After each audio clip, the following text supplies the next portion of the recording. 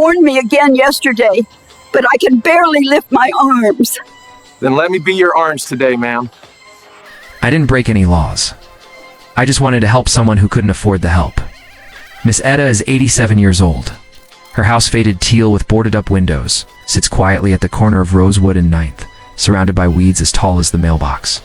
She hasn't been outside much since her hip surgery last fall. Her son used to mow the lawn, but he moved across the country, and no one's taken over since. A neon green city violation tag flaps on her front door. A overgrown property, $475 pending citation.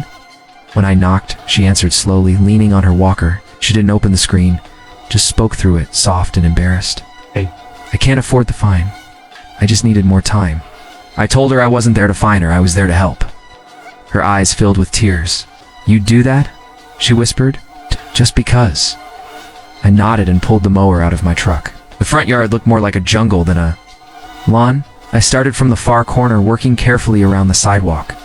About 15 minutes in, a city vehicle pulled up, amber lights blinking, clipboard in hand.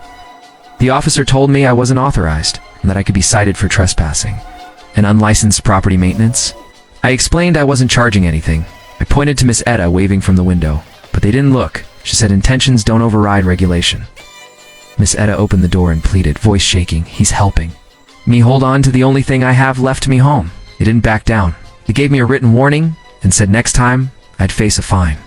As they left, I walked back to the porch.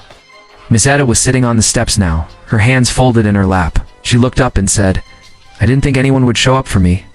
I promised her I'd be back tomorrow, early, before the city wakes up, because no one should be punished for growing old. No law should stop compassion. If you believe no one should be punished for growing old, type stand with her in the comments. Share this if you think kindness should never be against the rules."